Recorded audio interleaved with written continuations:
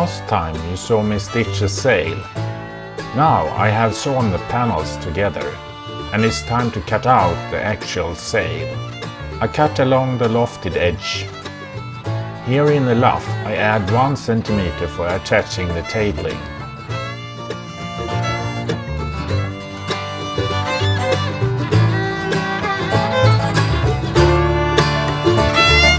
Likewise, in the foot, I cut with 1 cm seam allowance to later attach the tabling.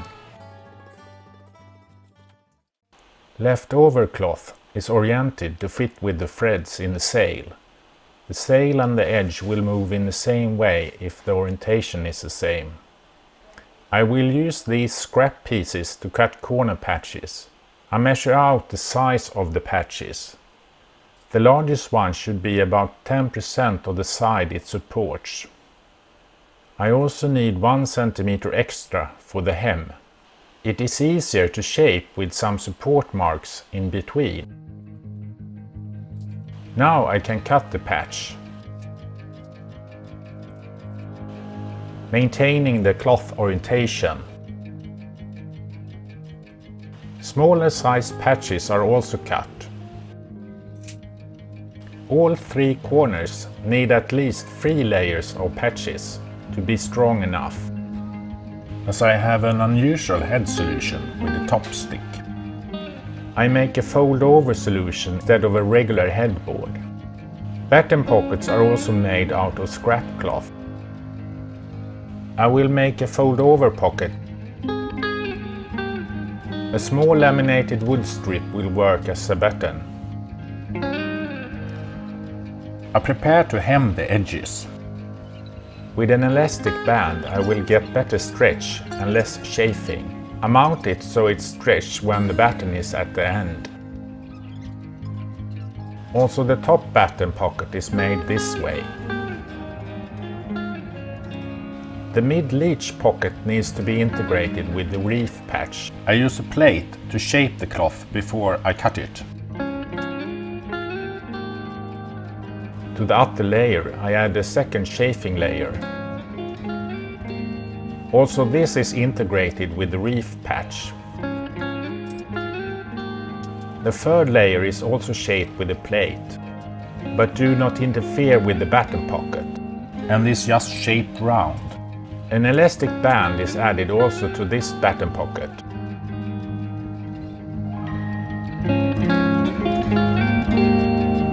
Now I attend to the rest of the reef patches.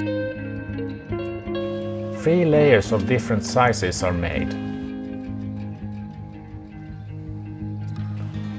These will hold the reef when the wind is beefing up, and I want to reduce sail area. 2 reefs is the plan. I need 2 patches for reef points as well. 2 for each reef. I measure out and mark where to place the patches. The tabling of the foot is cut from an aligned piece of cloth. As this edge will be stretched to create chamber in the sail, it is important that the threads are oriented the same way. To stretch in the same way.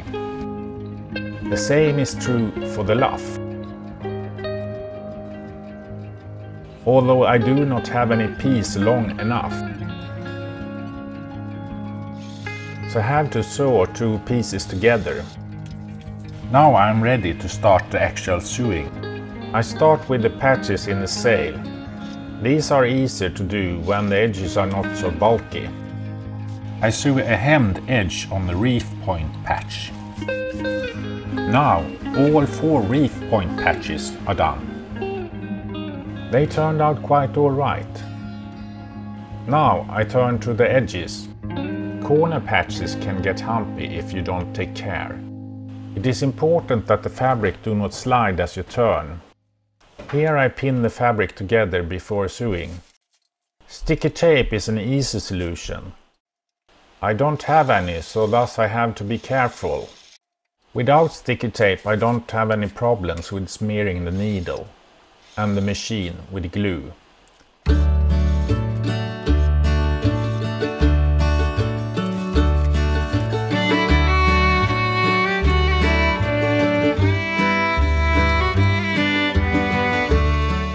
and this patch turns out quite alright anyway.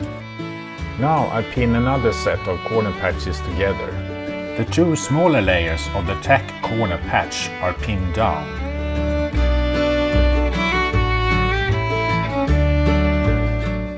I save the last layer until when I have all the webbing in place.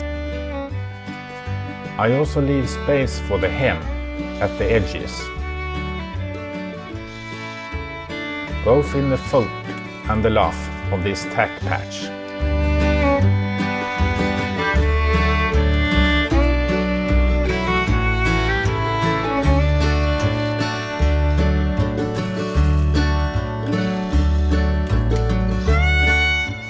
Also, this corner patch turns out quite nice.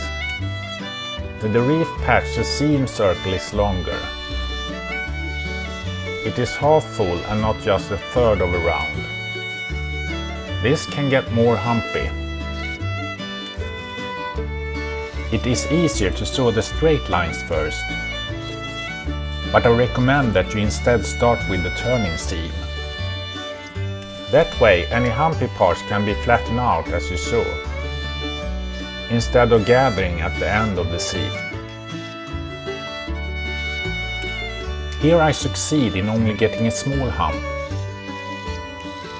On the second reef patch I also used a third trick, stopping and releasing the pressure foot at big turns.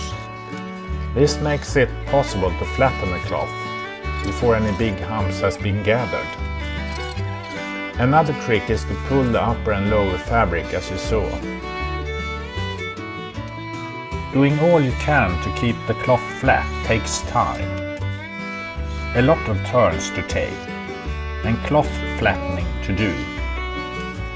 Eventually I get to the straight parts and I can step on it.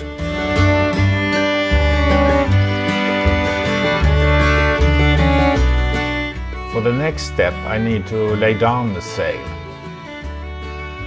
The luff tabling needs some extra care. You need a helper to stretch the sail and the tabling with equal strength to the halyard while you pin the tabling to the sail. If you don't, you will get humps in your sail or tabling, or both, when you raise the sail. Another thing to consider is the orientation of the tabling. If it does not have the same orientation as the sail, you may also arrive at a humpy sail or tabling. Here I stretch the edges as I move downwards towards the tack, pinning when stretched. When all is pinned and the machine is filled with thread, it is just to make one long seam.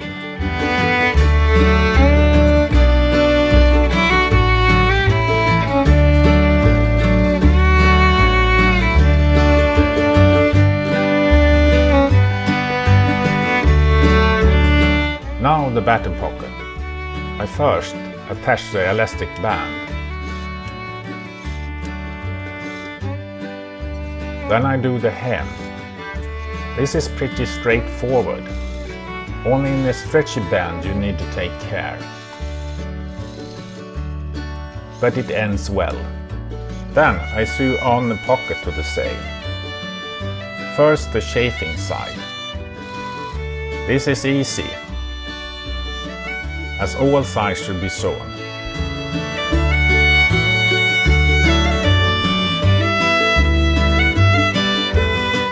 Then I use the test batten to check how much opening I need to stick it in. When I know where the opening needs to be, I can take a spin around the rest of the edges. This is mostly straight seaming, with a few turns. The more complicated pockets are also prepared, and so on. When all batten pockets are in place, I can attend to the leech tabling and the webbing for the reefs. I cut the webbing so it fits under the largest patch. Strengthening upwards and inwards. This is where the most of the load will be. I made an error cutting the corners so I need to compensate. Thus I make a double outer patch, covering the sail edges on both sides. The webbing for the clew is also prepared at this stage. The webbing needs to be extended into the foot, so that must also be prepared before I can finish the clew preparations. Now the D-ring fits nicely and I can sew on the leech end, hand feeding at thick areas to save the needle. The head will be montaged later, so I stop when I reach the top and move to the foot. Approaching the cleat. The very corner is thick, so I have to move slowly to save the needle, with a lot of sail to pass around as I run down the webbing. Now I prepare the tack corner before I sew on the foot tabling, so I can finish the cleave corner with the fold over tabling. The luff webbing is now attached up to the head. Now I can prepare the luff tabling and take the pinned luff to the machine. I get some humps as I do not stretch the cloth enough, and arrive at the tack corner a bit dissatisfied. On the way back it does not get better. I should have run all 3 seams from the same direction. The luff reef patches are straightforward. I put the webbing in place and lay on a covering patch at the machine. I do the webbing, the circle and the edge. I prepare the head. Triple layers. Fold it over to create a pocket for the head stick. Now I just need to fasten it. I fold over the sail. Fasten it before trying it with the 2 cover layers. I hem these 2 layers and fasten them on both sides. Almost done. Just need to measure out where the eyelash should be. 20 cm apart. Now some burning moments. I need to think this through. The cost of several days of work might be lost if I melt holes at the wrong location. I want to make a hole about 1 cm wide to put the eyelet in place.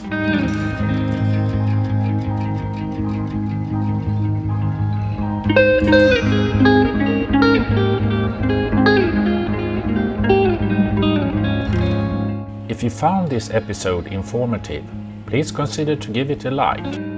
Now I'm done with the sail. It turned out fine.